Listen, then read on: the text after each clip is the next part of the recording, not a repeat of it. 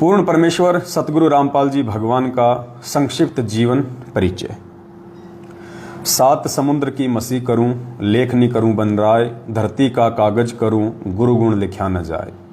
हे अखिल ब्रह्मांडों के रचयिता, आप जी का संक्षिप्त जीवन परिचय लिखने व बताने में 21 ब्रह्मांड में कोई भी प्राणी सक्षम नहीं है।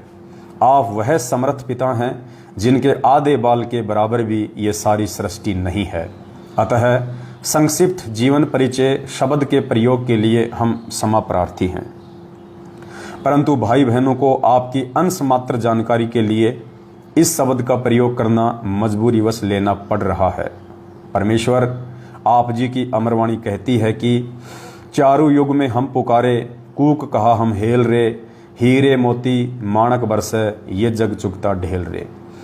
अर्थात काल जाल से अपनी आत्माओं को चेताने वह घर की जानकारी देने के लिए वह कबीर देव सत्य पुरुष परमात्मा सतलोक से चलकर चारों युगों में स्वयं ही आते हैं। सतयुग में सतसुकृत ऋषि नाम से, त्रेता युग में मुनिंद्र ऋषि नाम से, द्वापर युग में करुणामय ऋषि नाम से, कलयुग की प्रथम पीढ़ी में कबीर देव नाम से, उसके लगभग 250 वर्ष बाद गरीबदास जी महाराज जी के नाम से, और अब पिछली पीढ़ी में 8 सितंबर 1951 को गांव धनाना, जिला सोनीपत, हरियाणा में अपने विधान अनुसार अतिथि रूप में धरती पर संत रामपाल दास नाम से प्रकट हो चुके हैं। अपने नाम के आगे दास शब्द वह परमात्मा सिर्फ हम आत्माओं को दास की परिभाषा समझाने के लिए ही लगाते हैं। साहिब से सतगुरु भय, सतगुरु से भय संत, धर धर वेख विशाल अंग, खेल आदि और अंत।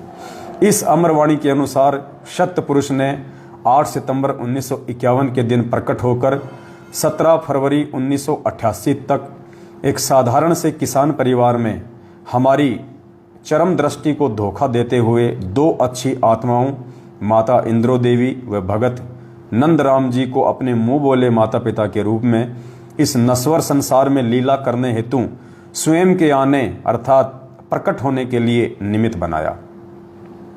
17 फरवरी 1988 को ठीक उसी कबीर सागर में लिपिबद्ध अपनी वाणी के अनुसार 600 साल पहले की तरह गुरु शिष्य परंपरा व भगत बनकर हम जीव आत्माओं को एक भगत के लक्षण समझाने के लिए जैसे पंडित रामानंद जी को मुंह बोला गुरु बनाया था, ठीक उसी तरह जगत गुरु होने के उपरांत भी 17 फरवरी 1988 को आदरणीय राम देवानंद जी को अपना मुंह बोला गुरु बनाकर 12वें पंथ में प्रवेश किया तथा उसके बाद सन 1994 से सत्संग व नामदान देना शुरू करके सच्चे सतगुरु की भूमिका निभा रहे हैं। आप स्वयं कबीर देव हैं। मर्यादा में रहकर भक्ति करने वाली अनेक आत्माओं को आपने जीवन दान व आध्यात्मिक सुख देने के साथ साथ शास्त्र अनुसार भक्ति देकर मोक्ष का मार्ग भी दिखाया।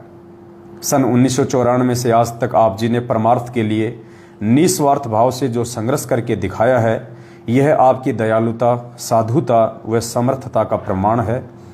वेदों में लिखित अपनी महिमा व गुणों को सत्य साबित करने के लिए कि वह परमात्मा कमल के विकसित फूल पर शिशु रूप में प्रकट होकर कुंवारे गाय के दूध से अपनी परवरिश करवाता है, वह परमात्मा मुर्दे को जीवन देकर 100 वर्ष की उम्र प्रदान कर सकता है, निर्धन को धन देकर सुखी कर सकता है, कोढ़ी व रोगी को स्वस्थ करके नया जीवन दे सकता है, बांझ को पुत्र व अंधे को आंख दे सकता है, आदि आदि वेदों में वर्णित महिमा को यथार्थ रूप देने के लिए चारों युगों में मात्र एक एक जीवन किसी तालाब में विकसित कमल के फूल पर शिशु रूप में प्रकट होने की लीला करते हैं। अन्यथा आप जी परमेश्वर सतगुरु रामपाल जी भगवान को किसी तालाब, कमल के फूल या शिशु रूप में प्रकट होने की कोई आवश्यकता नहीं होती है। आप जी जब चाहें, जहां चाहें, जिस रूप व अवस्था उम्र में चाहें प्रकट होना चाहें तो हो सकते हैं। जैसे नानक जी को बेई नदी व धर्मदास जी को मथुरा में जिंदा महात्मा के रूप में प्रकट होकर ज्ञान समझाया, 1392 में प्रकट होकर तैमूर लंग को 7 पीढ़ी के राज्य का आशीर्वाद दिया, लगभग 300 वर्ष पहले आदरणीय गरीबदास जी महाराज जी के रूप में प्रकट होकर सदग्रंथ साहिब की रचना की तथा छुड़ानी गांव में गंगा जी को प्रकट करने की अद्भुत लीला की।